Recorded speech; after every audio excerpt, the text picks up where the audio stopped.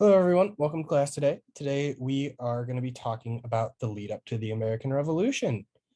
Um, as historians, it is important that we look at not only the events that took place during or after, but the before. And that seems a little silly to say that, but a lot of people overlook how we got to a certain place and tend to focus on the events that happened within major wars and revolutions and other things of that nature. When we think of World War II and World War I, we forget to look a lot of times at what caused them. We tend to talk about specific battles and certain people and events that happened within them. So today we will be focusing on what I think is one of the more important parts of history, is that the causes of history. So in order, we'll start with our first part and one of the earliest parts of the causes that led to the American Revolution, which was the taxation of the colonies by Britain. The Stamp Act was created in March of 1765, and it was a wide range of taxes on all sorts of everyday items that included playing cards, uh, food, clothing, other items that you would just need for your everyday life. And the British did this because they needed money to pay for wars and conflicts that had happened previously and had dealt with a lot of their colonies. So they ended up going to the colonies and saying, you're going to now pay for this because we, as in the British, had to defend you and defend our land that we are claiming as our land, at least. And they ended up imposing items as the Stamp Act on the colonists. Another one that came shortly before that was actually the Sugar Act, which was in 1764. And that one comes as a sort of reaction to other countries or nations trying to influence and have some connection to the British colonies in North America, which they did not like. It was their land. They claimed that it was rightfully theirs. And, somebody coming into your home and trying to take things wouldn't be necessarily fun. We wouldn't like that, right? So the British imposed the Sugar Act as a way to do that, where they taxed items coming into the colonies, and it slowed down and it costed colonists actually a lot of money. And that created a lot of dislike for taxes in the Americas at the time. And then one of the biggest ones and the more famous ones that we know of was the Townshend Act in 1767.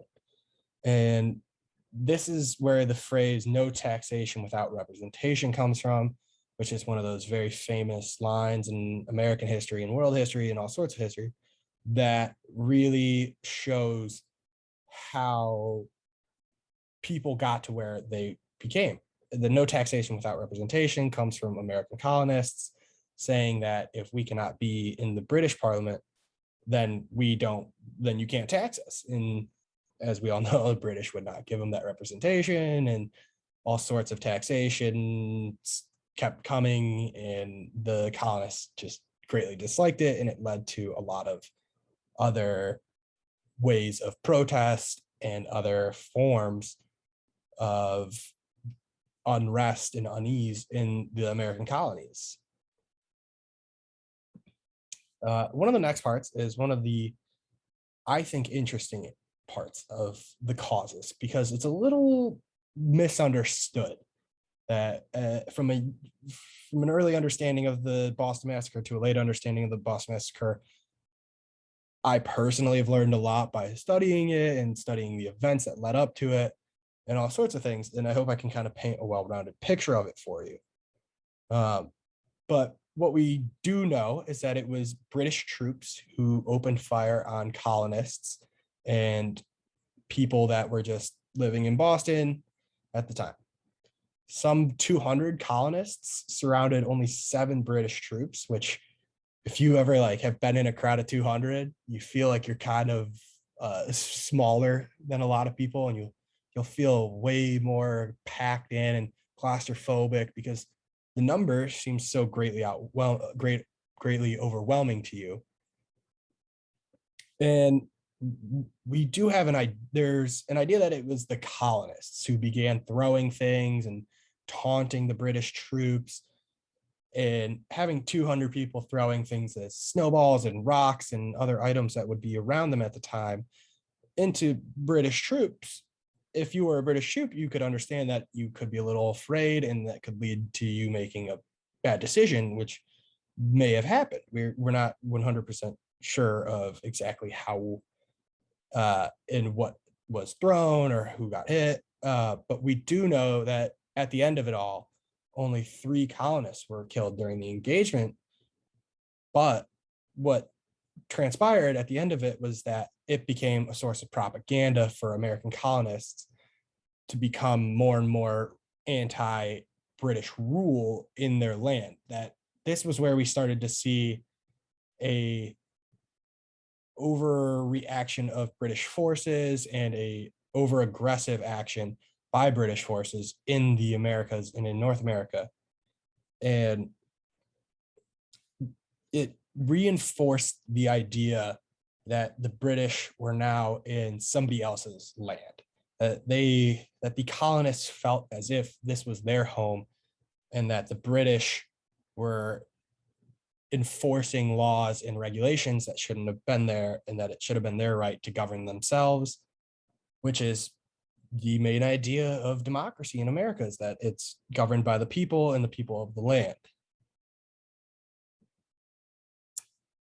And after the taxation of America and the Boston Massacre is when we really start to see general unrest throughout the colony starting to spur, right? We have some very famous individuals who were writing and giving speeches, and the people were starting to understand that the revolution may be coming. And one of the biggest events that gained a lot of notoriety and caused for a lot of people to really see this cause was the Boston Tea Party. We all know the Boston Tea Party story, that the Sons of Liberty rode out into the harbor and went on to the British ships and threw the tea into the harbor, and that they were dressed as I believe it's the Mohawk Indians, Mohawk Native Americans, and that these people, that the Sons of Liberty threw almost 9,200 pounds of tea, 92,000 pounds of tea. My bad, sorry, correction there. Threw 92,000 pounds of tea into the harbor as a protest against the British.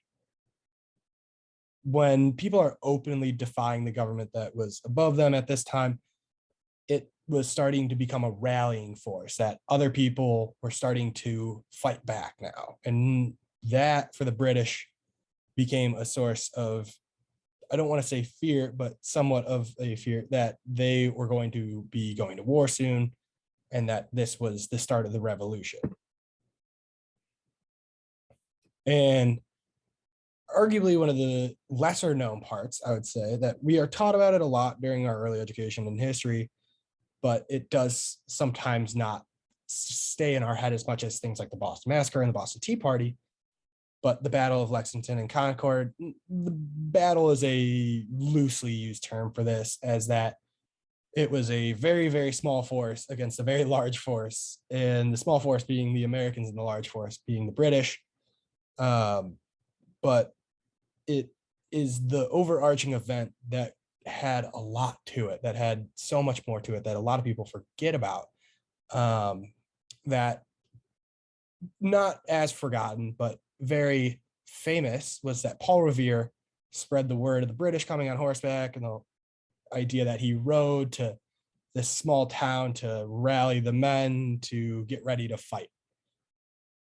It was one of the first armed conflicts between colonists and British soldiers too, which is a important part to remember, that it's still very early at this point in the revolution, that at this point the colonists had not been a armored fighting force, but were just civilians. And a lot of the people that did fight in this were civilian, you can call them civilian soldiers. They were normal people who were in a organized militia, which in our Constitution, we have stipulations about organized and well-run and well-maintained militias in America that most likely stemmed from these events, actually.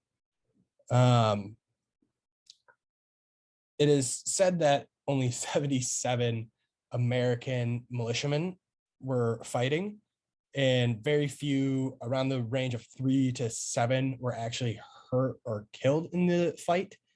But a much larger number of British troops were killed or hurt in this.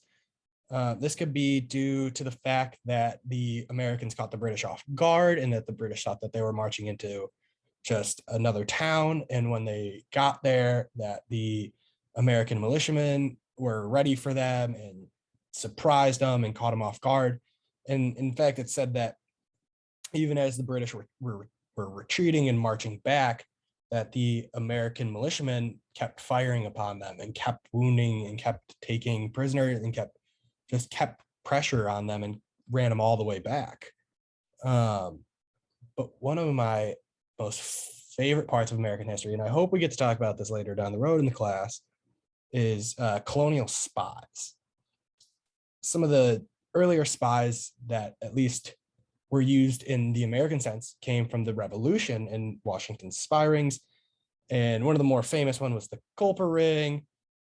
But these spies in their early days caught wind that the British were moving troops to Lexington and Concord in order to go take high-ranking revolutionists into prison and to remove armaments and black powder from the civilians of the area.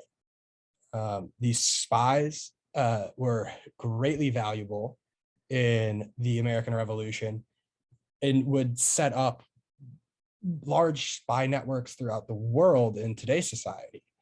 They all started somewhere, and it started here. And it's one of those small effects of the revolution that really has held true to the modern day and is still being used because of these times. But at the end of all of this, we have now seen a handful of the causes of the lead up to the American Revolution. And these causes were not what we would think of as causes for war today always. Some are, some aren't. The Battle of Lexington and Concord is more of something that we can look at and say that's a cause of a war. But taxes may not have been. We don't always think of taxes as something that would create war because it's just, to us, a normal part of our society. But to them at the time, it meant so much more. It was a sign of their place in the world and how the British government was treating them. So all these ideas combined together ultimately lead to the American Revolution and the foundation of things such as the American Constitution and other very valuable early American history. So I hope you all learned something about the causes and lead to the American Revolution today. We will see you again shortly, and thank you for listening to the lesson today.